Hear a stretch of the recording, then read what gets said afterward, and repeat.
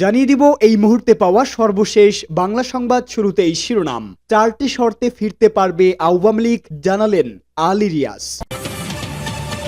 এদিকে ষড়যন্ত্রের জাল ছিঁড়তে দরকার নির্বাচিত সরকার, মন্তব্য শামসুজ্জামান দুদুর।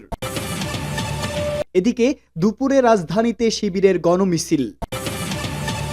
জানাবো বাংলাদেশে বিনিয়োগের পরিকল্পনা, যুক্তরাষ্ট্রের ব্যবসায়ী গোষ্ঠীর, আরও উন্নত হবে বাংলাদেশের অর্থনৈতিক খাত। এবং সর্বশেষ জানিয়ে দিব কোটা বিরোধীরা এখন নয়া দল গড়ছেন, ঘোষণা ইউনূসের। সংবাদ শিরোনাম শুনছিলেন, এবারে বিস্তারিত। 4টি শর্তে ফিরতে পারবে আওয়ামী লীগ, জানালেন আলী রিয়াজ।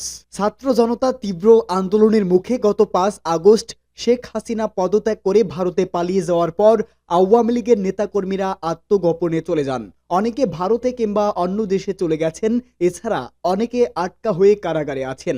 ফলে দলের নেতৃত্ব কিংবা কার্যক্রম কোনোটাই এখন দৃশ্যমান নয়। এদিকে 49 বছর আগে 1975 সালের 15ই আগস্টে বাংলাদেশের প্রতিষ্ঠাতা রাষ্ট্রপতি শেখ মুজিবুর রহমানকে সপরিবারে হত্যাকাণ্ডের পরও ভয়াবহ এক সংকটকালের মুখোমুখি হতে হয়েছিল দেশের সবচেয়ে প্রাচীন এই রাজনৈতিক দল এই আওয়ামী লীগকে। সেই সংকট কাটাতে সময় লেগেছিল দীর্ঘ 21 বছর। জুলাই এবং আগস্টে গণহত্যার সঙ্গে সরাসরি জড়িয়ে পড়া আওয়ামী লীগ এবার ফিরতে কত সময় লাগবে, এই প্রশ্ন ঘুরপাক খাচ্ছে জনমানুষের মনে।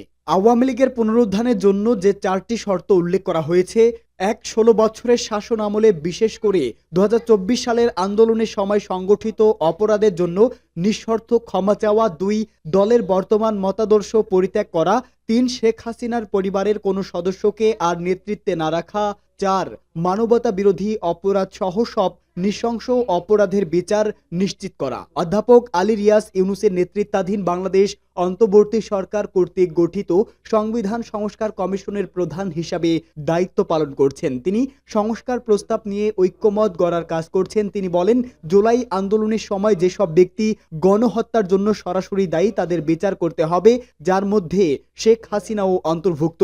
এই শর্তগুলো পূরণ হলে তাদের প্রত্যাবর্তন নিয়ে আলোচনা করা যেতে পারে বলেও মন্তব্য করেন তিনি। ষড়যন্ত্রের জাল ছিঁড়তে দরকার নির্বাচিত সরকার, শামসুজ্জামান দুদু।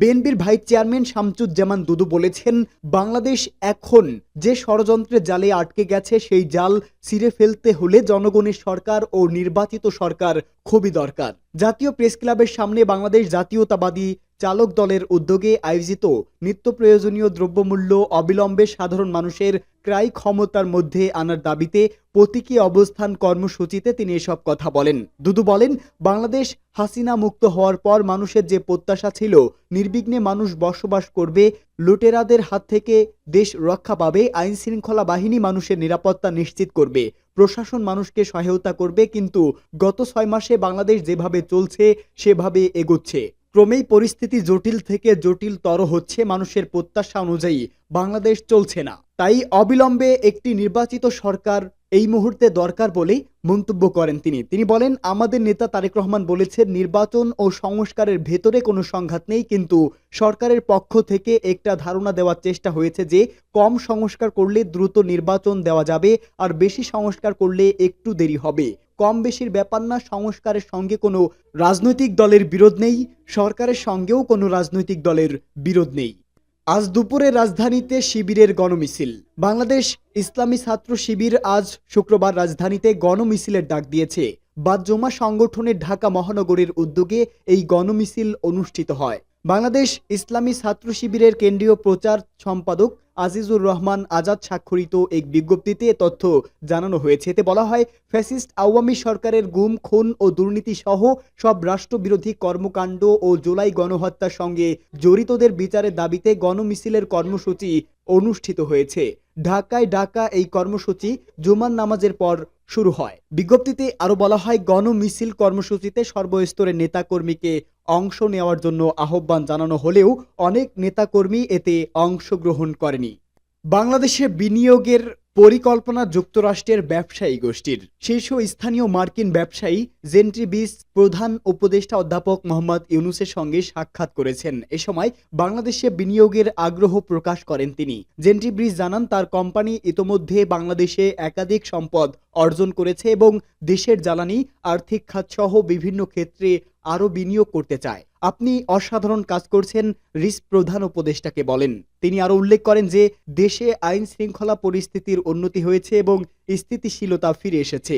এখনই বাংলাদেশে আরও বিনিয়োগের সময়, এখানে থাকতে পেরে আমরা উচ্ছ্বাসিত, বলেন রিস, যিনি প্যারামাউন্ট ইউএসএ এরও চেয়ারম্যান। তিনি আরও জানান, তার কোম্পানির রিয়েল এস্টেট, বিশেষ করে স্বল্প ব্যয় সামাজিক আবাসন, বিমান ও প্রতিরক্ষা খাতেও বিনিয়োগে আগ্রহী। অধ্যাপক ইউনূস এই সংকটপূর্ণ সময়ে বাংলাদেশে বিনিয়োগের জন্য বিসকে স্বাগত জানান। তিনি বলেন, অন্তর্বর্তীকালীন সরকার বাংলাদেশে আরও সরাসরি বিদেশি বিনিয়োগ আকর্ষণের জন্য নীতি সংস্কার কার্যক্রম চালিয়ে যাচ্ছে। দেশ এখন ব্যবসার জন্য প্রস্তুত, বিনিয়োগের উপযুক্ত পরিবেশ তৈরি হয়েছে। আমরা আমাদের ইতিহাসের একটি নতুন অধ্যায় শুরু করছি, প্রধান উপদেষ্টার মন্তব্য।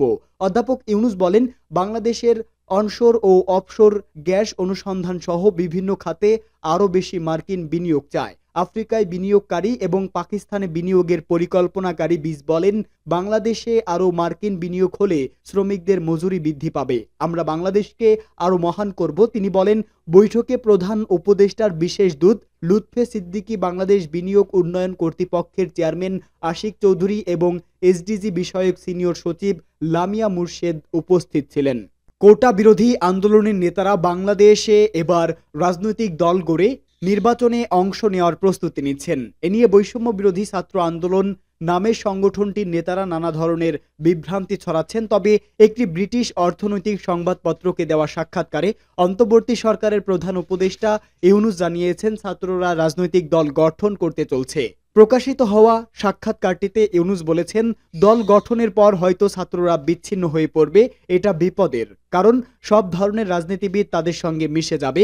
বাংলাদেশে প্রচলিত রাজনীতির ধারা থেকে ছাত্ররা নিজেদের দূরে রাখতে পারবে কিনা আমরা জানি না, তবে ছাত্ররা তৈরি, তারা প্রচার চালাচ্ছে, দেশের মানুষকে সংগঠিত করছে।